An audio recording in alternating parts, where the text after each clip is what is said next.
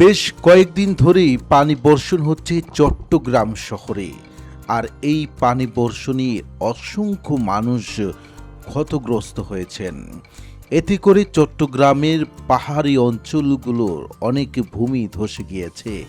আর এ কারণেই সাহায্য করতে বন্যার্থদের চট্টগ্রামে এসেছেন ডক্টর জামায়াতে আমির শফিকুর রহমান। আপনারা দেখতে পাচ্ছেন এই মুহূর্তে তিনি এখানকার মানুষের সঙ্গে কথাবার্তা বলছেন, জানছেন এখানকার মানুষের অবস্থান কেমন রয়েছে। দেখতেই পাচ্ছেন একটি সরু গলি দিয়ে তিনি আসছেন একবারই সাদা মাটা পোশাকে।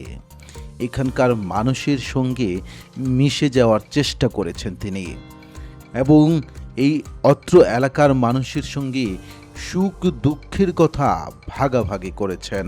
এমন সাদামাটা পোশাকে খুব কম নেতাকেই আমরা দেখতে পেয়েছি এই বন্যার্থ মানুষদের কাছে আসতে। বিষয়টি সাধারণ মানুষের কাছে খুবই চমকপ্রদ এবং ভাবনীয়।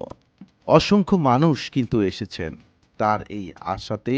যতটুকু আমরা জানতে পেরেছি, এই বন্যার্থ মানুষদেরকে সহযোগিতা করার জন্যই কিন্তু তিনি এখানে এসেছেন এবং প্রয়োজনীয় শুকনা খাবার সহ প্রয়োজনীয় খাদ্য সামগ্রী বিতরণ করেছেন এই সকল মানুষের সঙ্গে। তার এই যে সাদামাটা জীবন, সেই সঙ্গে আমি বলতে চাই মাননীয় প্রধানমন্ত্রীও তিনিও কিন্তু তার সাদামাটা জীবন যাপন করছেন, কৃষক শ্রমিকের পাশে দাঁড়াচ্ছেন। এই দুই নেতা, বিরোধী দলীয় দুই নেতার মাঝে যখন একই সামঞ্জস্য দৃশ্যমান, তখন বাংলাদেশটা অবশ্যই অবশ্যই উন্নতির পথে এগিয়ে যাবে।